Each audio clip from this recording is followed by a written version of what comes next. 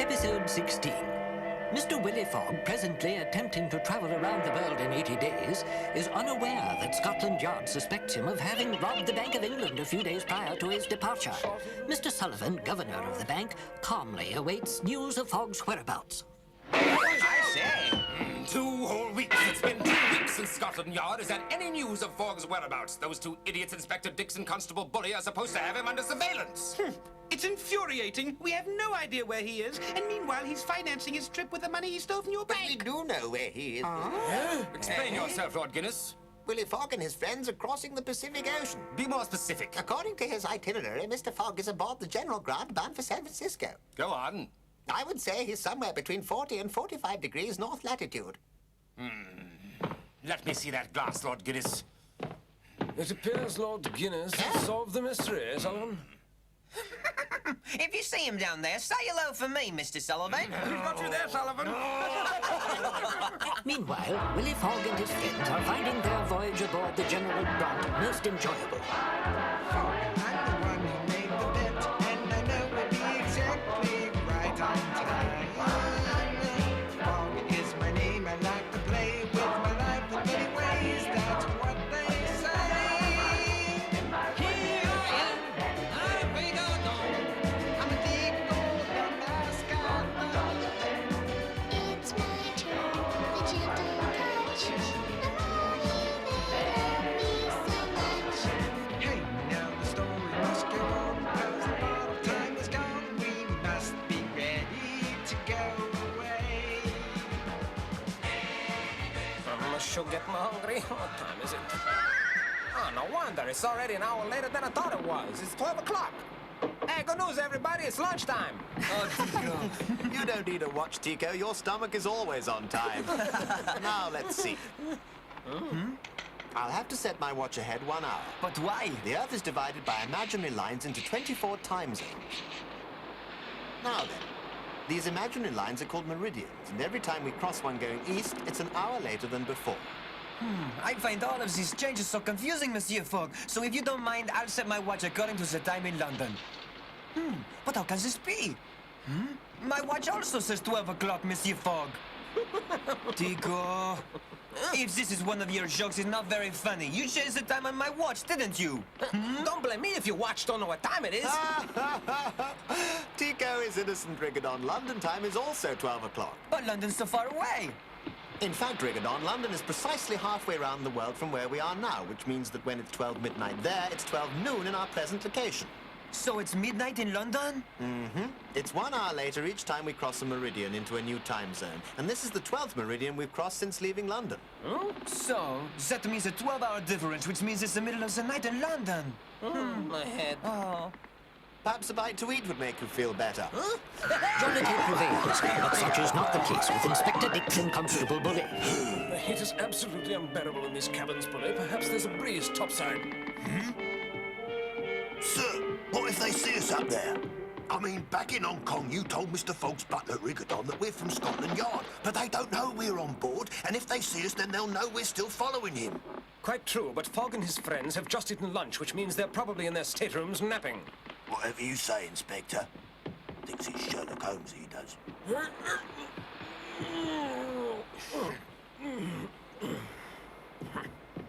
I believe this is Look, the it's longest him. weather we've encountered since leaving Singapore.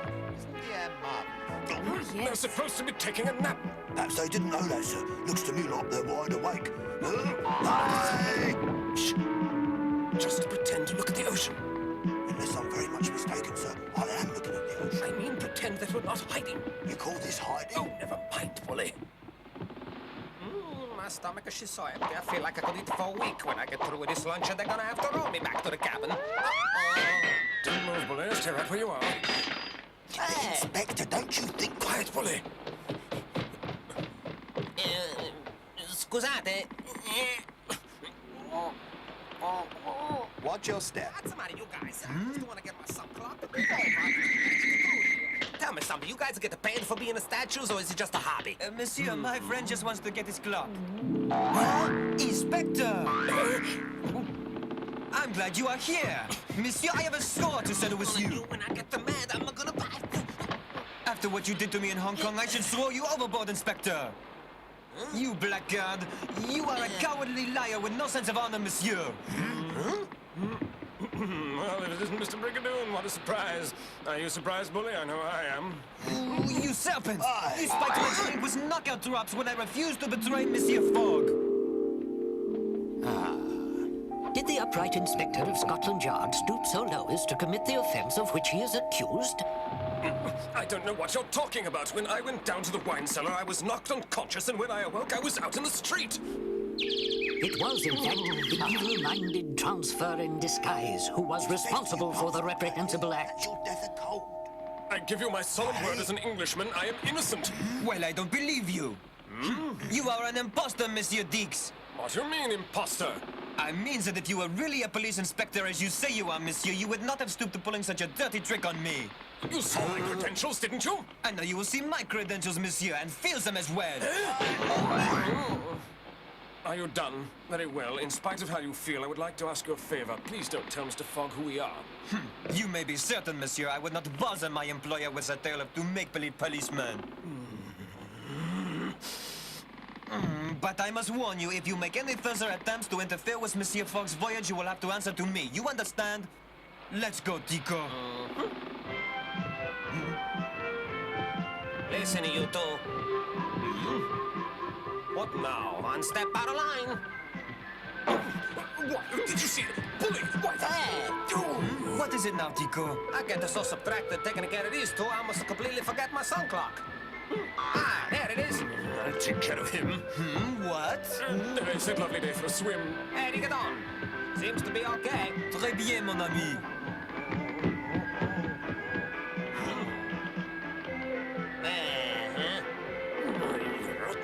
Come, Tico. I really tell them, eh, you get on. They better not give me no more trouble. Inspector Tom, when he punched you in the nose like that, well, doesn't it say in the Scotland Yard manual that you're supposed to hit him back? Yes, Chapter 2, Paragraph 14 states that one must always strike back when confronting a criminal. However, one's personal feelings cannot be allowed to enter into it. Since Rigadon is not a criminal, I must temper my aggressive instincts with patience and restraint and allow myself to be punched about and kicked around like an old football. Something wrong, sir? I had something in my eye, that's all. I think that was his fist, sir. As the villainous transfer plans new ways of delaying Willy Fog and his friends, the daring band of travellers has just completed their afternoon repast. Scusate, I don't feel so good. It must have been all that salt they put in the minestrone. What salt? I didn't notice anything. I thought it was delicious. So did I. Maybe you just ate too much, Tico. I no salt when I tasted Rigadon, and that the soup had too much salt, I'm telling you. Mr. Waiter, could you please bring me some water? All right, be that way. Some waiter, you, I'll get my own water. Yours are probably too salty anyway. I tell you, they don't make waiters like they used to. What's that all about? What indeed? Tico descends into the hold, unaware that he is falling into another of Transfer's deadly traps. Ain't going out for some nice fresh water.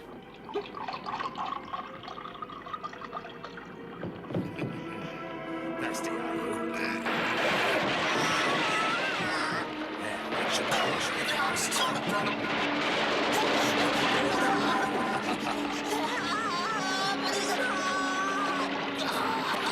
Tico, where are you? Tico! Huh? What is going on, Tico? What's the matter? Oh, mon Dieu! I'm coming, Tico, my friend. I'm coming. Hold on. I'm almost there. Hold on, Tico. Tico! Tico! Tico, where are you? I'm coming, Tico. Hey, Tico, jump over to me quick. Come on. Tico, don't worry. I'll catch you. I'm not thirsty. That was some drink. Ah, oui, my small friend. Captain, that will put us at least a week behind schedule. But then we'll never make it in time. I appreciate your problem, Mr. Fogg. But whoever busted up those casks and put salt in all the rest of them left us without a drop of drinking water. Captain, it wasn't me, honest. God bless you, Tico. Try to get warm now. Since we can't go on without water, I'll have to make an unscheduled stop. Now, as I was saying a little while ago, the only port that's close enough to do us any good is the island of Hawaii, 200 miles to the south. Sorry, but there's nothing else I can do.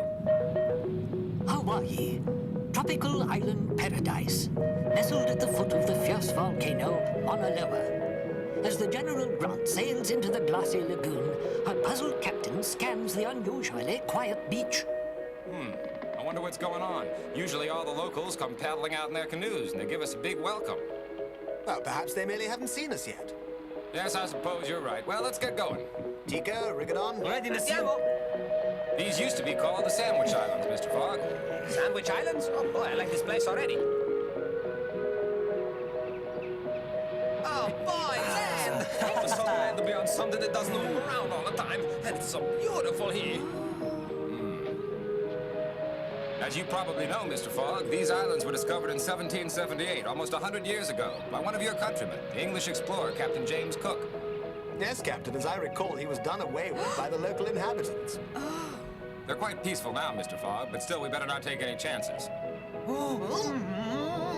As the rumbling of the volcano echoes through the jungle, the captain leads Willy Fog and his friends toward a small village, where he hopes to obtain a fresh supply of water.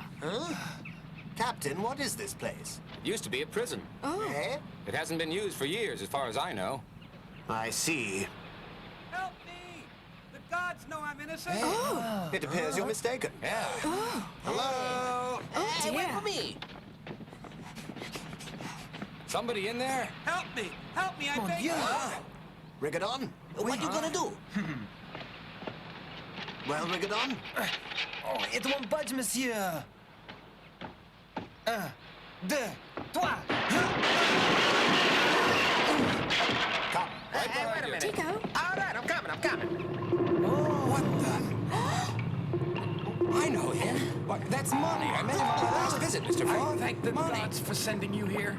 Speak to us, Monty. Tell us what's going on here. What yellow-livered lowlife tied you up like this, huh?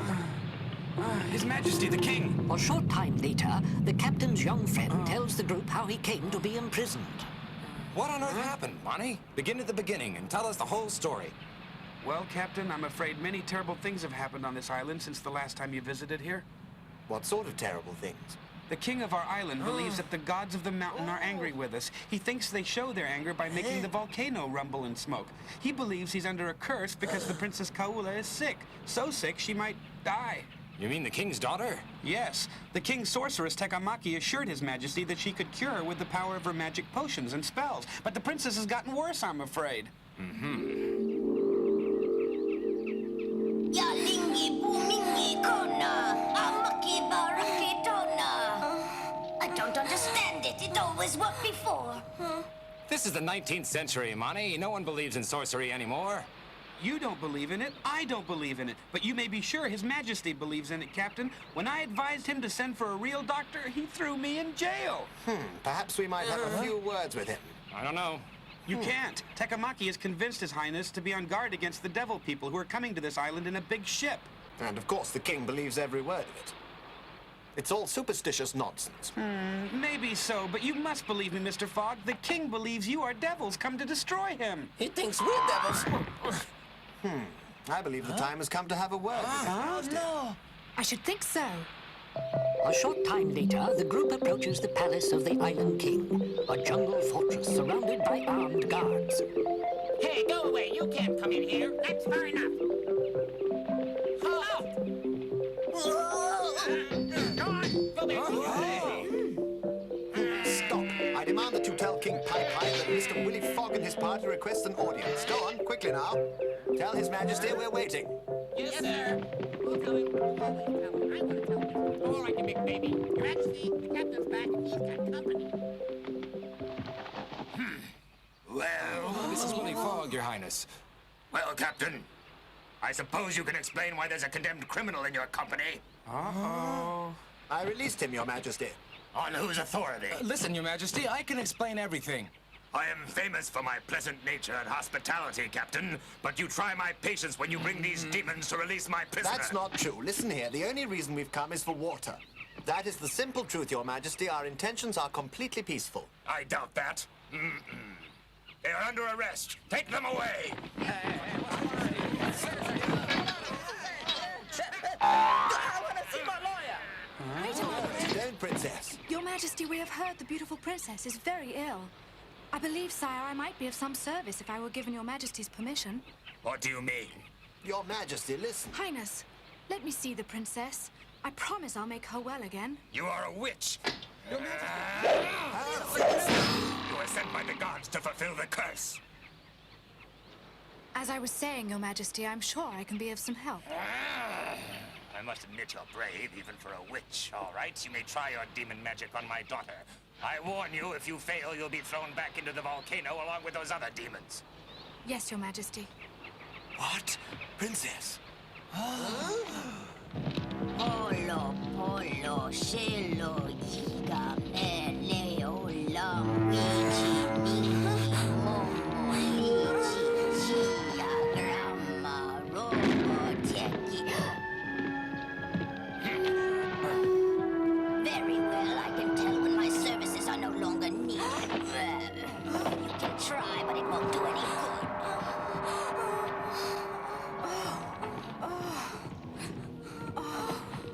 She's burning up, poor dear. I can't walk! You must save her. If you fail, I need hot water. Rigodon, you and Tico go and find some coconuts and cassava roots. I need them right away. Quickly now. Hey, watch out! Well, I suppose there's only one way to get some. Here I go. We gotta hurry, or the princess, she's gone. Tico, I think the water is good now. Oh, but the princess knows what she's doing. This stuff smells terrible. I hope so too, Tico. And so begin the long hours of princess tending princess. The one gently applying her knowledge of medicine, the other hovering dangerously on the edge of the eternal abyss, while outside the others keep their vigil, hoping for a miraculous recovery. No, Your Highness. But while the hours pass slowly for those on guard, inside the sick room time seems to be running out. What's that? What? Ground up chicken bones. It's a formula to make a medicinal soup. Ay, ay, ay. You think that chicken soup are gonna help her get better, princess? Well, Tico, it certainly wouldn't hurt. Come. Listen, if you got the soup left over... Gosh, Tico. The hours slip by as the night watch continues. The volcano rumbles angrily until at last, dawn breaks in the east.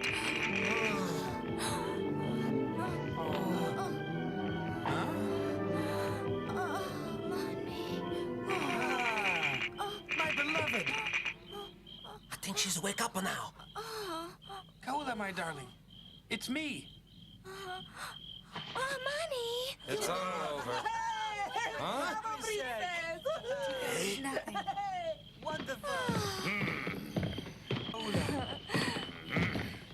Ah, my little princess. I'm happy to see you, Papa. Money, you traitor. Oh, dear. I know my daughter is fond of you, so to spare her feelings, I will spare your life. But you must leave and never return. You are banished. Don't make me choose between the two men I love most. If you banish Money, you're banishing me too. You dare speak to me that way? Oh, Papa, don't be such a bore. Money was trying to save my life. And I love him. Kaula. With your permission, Your Majesty, allow me to offer some medical advice. Your daughter has been quite ill, and if you don't let her marry, she'll probably suffer a relapse. You mean she might get sick again? Yes, Your Majesty, perhaps even worse. That cannot be allowed to happen. Kaula and Mani love each other desperately. The solution is perfectly obvious. Why not simply allow them to marry? Out of the question. Your Majesty, you're being terribly recalcitrant, you know. But underneath that rough human race exterior, you're just a pussycat, albeit a large one. So why not say yes and make everybody happy? Well, I suppose even a king can make a mistake once in a while. Better, Your Majesty? I do indeed.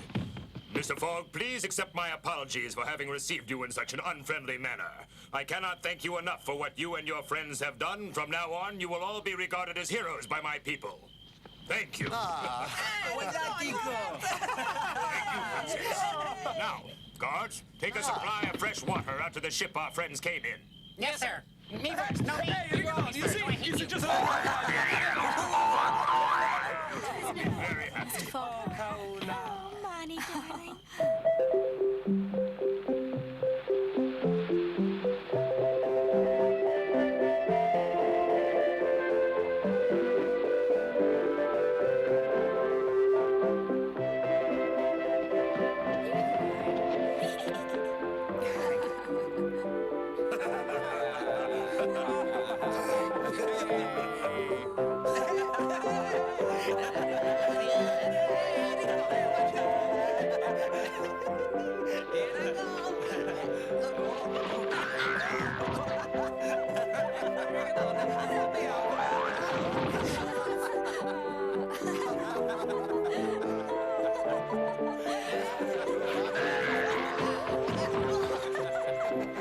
Though Willy Fog and his companions had not planned to stop in Hawaii, the brief visit has been an eventful chapter in their daring journey.